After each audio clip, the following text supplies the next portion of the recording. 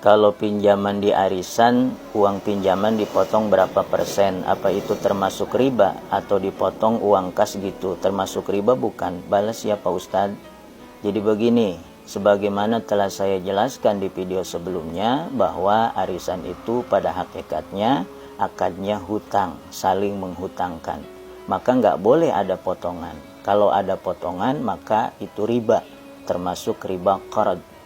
Misalnya gini, ada 10 orang anggota arisan, masing-masing 1 juta, maka 10 orang terkumpullah 10 juta. Kemudian dikocok misalnya 1 bulan sekali, dan yang keluar misalnya nama Ibu Andin. Maka uang yang 10 juta ini diberikan ke Ibu Andin. Nah, hakikatnya Ibu Andin ini dia berhutang 9 juta ke 9 orang anggota arisan, masing-masing 1 juta. Ya kan, yang 1 juta mah duit dia. Jadi dia berhutang 9 juta ke 9 orang anggota arisan, masing-masing 1 juta. Nah, karena ini akadnya hutang, maka nggak boleh ada potongan. Kalau dipotong misalnya sama pemegang duit arisan, atau sama ketuanya dipotong misalnya sekian persen, maka itu riba. Karena dia mengambil keuntungan dari menghutangkan. Kata Nabi, kullu qardin jaro naf'an fahuwa riba.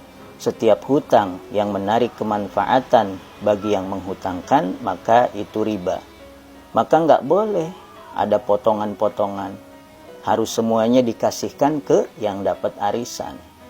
Adapun kemudian yang dapat arisan misalnya Ibu Andin, atas inisiatif dia sendiri, dia mau ngasih ke ketua arisan misalnya 50.000 atau 100.000 atau 200.000, nah itu baru boleh atas inisiatif dia sendiri.